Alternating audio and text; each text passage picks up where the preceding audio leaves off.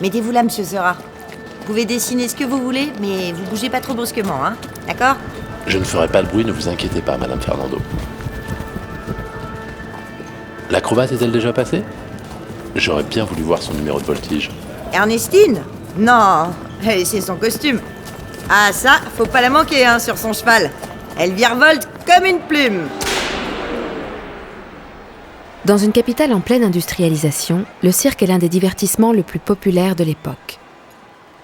Au coin du boulevard de Rochechouart et de la rue des Martyrs, le cirque Fernando attire de nombreux peintres.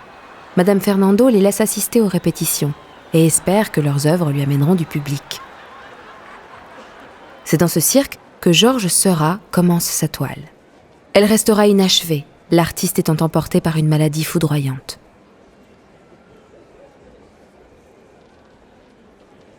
Seurat représente bien sûr les artistes du cirque comme l'écuyère, l'acrobate ou le clown. Il pose aussi un regard amusé sur le public, les bourgeois avec leurs chapeaux assis en bas sur des sièges confortables et les ouvriers, reconnaissables à leurs casquettes, relégués debout tout en haut. Leurs visages paraissent identiques, affichant le même sourire un peu figé. Quelle tristesse de regarder les toiles d'un artiste qui vient de disparaître. À peine 31 ans. Mon Dieu. Il n'empêche que je ne suis pas sûr d'aimer ce qu'il fait. On a déjà eu assez de mal à s'habituer aux impressionnistes. C'est quoi tous ces petits points ? Je ne distingue pas très bien. Quelle drôle d'idée de peindre comme ça. Regarde le cheval. Il est quand même bien réussi, non ? Il est à la fois raide et tout en mouvement. Le néo-impressionnisme, dont Seurat est le chef de file, propose une nouvelle approche dans la perception des couleurs. Les peintres opèrent par juxtaposition de petites touches de couleurs pures, légèrement espacées, et non pas en mélangeant des teintes sur la palette ou directement sur la toile. De cette façon, un maximum de luminosité est donné à chaque couleur utilisée. Ce qu'on appelle le mélange optique se fait alors dans l'œil et le cerveau du spectateur. Seurat s'inspire de travaux scientifiques de physiciens et de chimistes de son temps qui travaillent sur la perception des couleurs. Il se réfère notamment au chimiste Michel-Eugène Chevreul, pour lequel une couleur n'existe que par rapport à celle qui l'entoure. Le peintre est également attentif au cadre, qu'il veut plat, simple, et peint avec la même technique que le reste de la toile. Selon le principe des couleurs complémentaires, le bleu du cadre tranche sur la tonalité orangée de la toile. Tu vois, moi, ce que je préfère, c'est sa composition.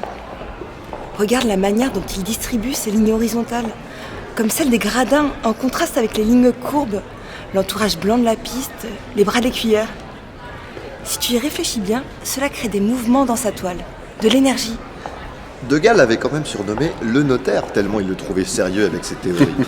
Comment il les appelait, ces petits points, déjà ? Des confettis ? Mais tout égard, mon vieux.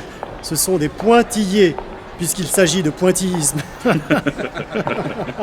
Messieurs, un peu de respect, tout ça est très sérieux. Seurat lui-même faisait référence au divisionnisme ou au chromoluminarisme. Mais tout cela est peut-être un peu trop compliqué pour vous. Camille Pissarro, connu pour être l'un des premiers peintres impressionnistes, a également été attiré par le divisionnisme. Toutefois, chez lui, les petites touches divisées, plus légères, sont moins systématiques dans leur disposition.